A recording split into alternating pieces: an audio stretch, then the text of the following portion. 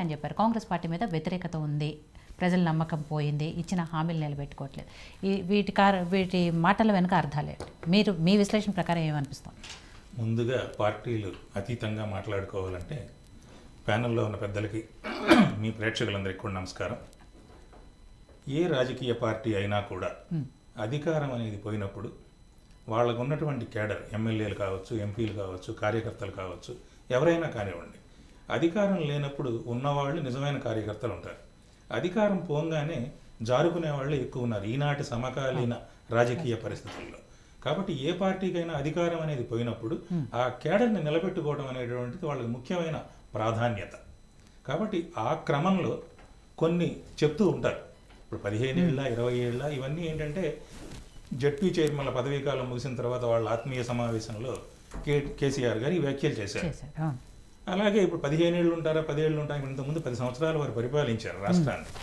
మిగులు బడ్జెట్ ఉన్న రాష్ట్రాన్ని లోటు బడ్జెట్లో తీసుకురావడం అనేది నిజమది. ఆర్థిక పరంగా చూసినట్లయితే ఒక ఉద్యమ పార్టీగా పుట్టినటువంటి టీఆర్ఎస్ ఆ ఉద్యమ పార్టీని విడిచిపెట్టింది, రాజకీయ పార్టీగా రూపాంతరం చెందింది. 2004లో తీసుకున్నట్లయితే 23 అసెంబ్లీ సీట్లతోటి 5 ఎంపీ సీట్లతోటి ఉన్నటువంటి పార్టీ యూపీఏ గవర్నమెంట్లో మన్మోహన్ సింగ్ గారి హయాంలో ఉండి తర్వాత అందులోంచి రాజీనామా చేసి బయటకు వచ్చారు అందరూ.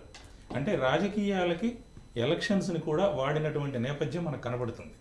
రాజకీయ పార్టీల ఆలోచన విధానానికి ప్రజల ఆలోచన విధానానికి, ముఖ్యంగా ఓటర్లు, చాలా తేడా ఉంటుంది. ప్రజలు విఘ్నులండి ఎప్పుడు కూడా.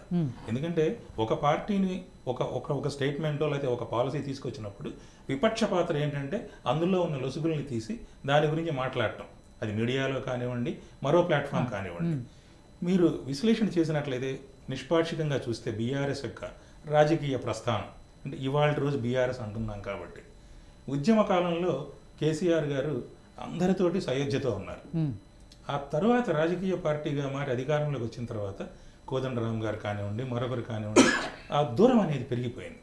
అలాగే సెక్రటేరియట్ తీసుకున్నట్లయితే సెక్రటేరియట్కి వెళ్లకుండా ప్రగతి భవన్ నుంచి 9 ఏళ్ల పరిపాలన జరిగింది. కాళేశ్వరంలో ఉన్నటువంటి లోటుపాట్లు బయటకు వచ్చాయి. మరి ఒక ప్రాంతీయ పార్టీగా ప్రాంతీయ ప్రజల ఆకాంక్షల్ని నెరవేర్చడానికి పుట్టినటువంటి ఒక పార్టీ జాతీయ రాజకీయాల్లో పేరు మార్చుకుని వెళ్ళారు.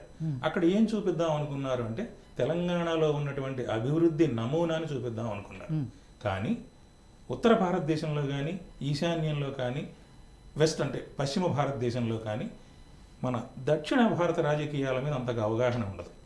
ఎందుకంటే నేను దేశమంతా పనిచేసిన వాడిని. వాళ్ళకి మన రాజకీయ నాయకుల పేర్లు కూడా వాళ్ళకి తెలియవు. మనం అనుకున్నట్లుగా వాళ్ళ అనాలిసిస్ ఉండదు. ఉత్తర భారతానికి దక్షిణ భారతానికి ఎప్పుడు తేడా ఉంటుంది. అలాగే ఈ బీఆర్ఎస్ని చేయటం అనేటటువంటిది ప్రజల్లో నచ్చలేదు. ప్రజలతో మనం ఇంటరాక్ట్ అయినప్పుడు తెలిసే విషయం. మరో ముఖ్యమైన విషయం ఏంటంటే ఒకసారి అధికారంలోకి వచ్చిన వ్యక్తులు, ఎమ్మెల్యేలు కావచ్చు, మంత్రులు కావచ్చు, మెంబర్ ఆఫ్ పార్లమెంట్ కావచ్చు, ప్రజల్లో కొంతమంది మీద వ్యతిరేకత అనేది వస్తుంది. అందరూ ప్రజలకి సన్నిహితంగా ఉండి ప్రజలకి సేవ చేయాలి, ప్రజాసేవే మా పరమావధి అని 100% పనిచేయడం అనేది ఏ పార్టీలోనూ ఉండదండి. ఇక్కడ 100% మళ్ళీ ఉన్న వాళ్ళకే టిక్కెట్లు ఇవ్వడంతో అది కూడా కొంత వ్యతిరేకతని మూటగట్టుకోవడమే జరిగింది. అలాగే మనం పక్క రాష్ట్రంలో చూసినట్లయితే ఆంధ్రప్రదేశ్లో ఘోరంగా ప్రతిపక్ష హోదా కూడా లేకుండా పోయినటువంటి జగన్మోహన్ రెడ్డి గారు వాళ్ళ కార్యకర్తలు ఓడిపోయిన వాళ్ళ సమావేశంలో ఆయన ఏం చెప్పారు? కళ్ళు మూసుకోండి, 5 ఏళ్ళు గడిచిపోతుంది, మళ్ళీ కళ్ళు తెరిచేటప్పుడు మనమే అధికారంలో ఉంటామని. ఇవన్నీ ఏంటంటే సాంత్వన వచనాలు అంటాం మనం తెలుగులో చెప్పాలంటే. అంతే తప్ప దీనికి ఒక బ్యాక్గ్రౌండ్ ఉంటుందని, ఒక ధీమా ఉంటుందని నేనైతే అనుకోవట్లేదు. ఎందుకంటే తెలంగాణలో తీసుకుంటే మనకి స్పీకర్గా చేసినటువంటి శ్రీనివాసరెడ్డి గారు కానీ, పోచారం కేకే గారు, ఆయనకు అత్యంత సన్నిహితులు కానీ, ఏ పార్టీ నుంచి వచ్చారో మళ్ళీ ఆ పార్టీకే వెళ్ళారు. ఇప్పుడు రాజకీయాల్లో ఈ పార్టీలు మారటం అనేది ఇది ఎప్పటికీ ఆగుతుందనేది ఇది చర్చనీయాంశము. అలా చూస్తూ ఉండటమే తప్ప సగటు ఓటర్కి అర్థం కాని విషయం. నేతి బీరకాయలో నెయ్యి లాంటిది అనమాట ఇది. కాబట్టి అసలు వీటిని అరికట్టగలిగితే కనీసం కొంతమంది నాయకులు ఆ పార్టీతో ఉంటారేమో అనిపిస్తుంది. ఎక్కడైతే మీకు ఒక యాక్ట్ అనేది ఎప్పుడైతే ఉందో ఇండివిజువల్గా మారలేరు, కానీ ఒక కొంత పర్సంటేజ్ గ్రూప్గా ఒక పార్టీ నుంచి ఒక పార్టీకి వెళ్ళొచ్చు. బీజేపీ కూడా అదే పని చేసింది కేంద్రంలో. ఈ పార్టీ నుంచి ఆ పార్టీ నుంచి తీసుకున్నారు వాళ్ళు కూడా.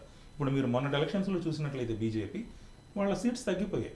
ప్రధానమంత్రి గారు ఏమన్నారు? 400కి పార్ అన్నారు, వెనక్కి వచ్చింది, అది ముందుకు వెళ్ళలేదు. కారణం ఏంటి అంటే ఉత్తరప్రదేశ్ కానీ, రాజస్థాన్ కానీ, లేకపోతే మధ్యప్రదేశ్, ఈ బెల్ట్లో మైనారిటీ రిజర్వేషన్స్ మొత్తం పోతాయి అనేటటువంటి క్యాంపెయిన్ జరగడం వల్ల అది ఓటర్ల మీద ప్రభావితం చూపించింది.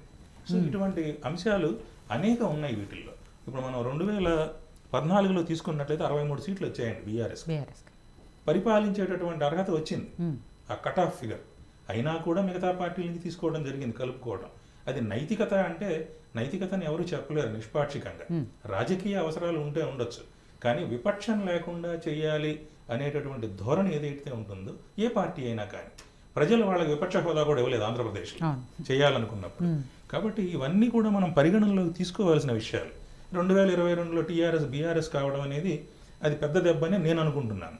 మీరు మార్చిలో చూసినట్లయితే హిందూలో కూడా వచ్చినాయి, వాళ్ళ హిందూ పేపర్లో కూడా లీగల్గా మళ్ళీ బీఆర్ఎస్ని టీఆర్ఎస్ చేస్తే ఎలా ఉంటుంది అనేటటువంటి విషయాన్ని కూడా పరిశీలిస్తున్నారు. కాబట్టి ప్రాంతీయ పట్టు అనేది బిగుస్తుంది, మళ్ళీ మనకి ఆ అడ్వాంటేజ్ వస్తుందనే ఆలోచన నాయకుల్లో వచ్చింది. నాయకులు కూడా కేసీఆర్ గారికి చెప్పినట్లుగా మనం చదివాము, చూస్తున్నాం. కాబట్టి ఏ పార్టీ అయినా ఓడిపోయిన తర్వాత అధికారమే పరమావధిగా కొంతమంది ఉంటారు, ప్రజాసేవే పరమావధిగా ఉండే రోజులు ఇప్పుడు ఉన్నాయని నేను అనుకోవట్లేదండి. రైట్.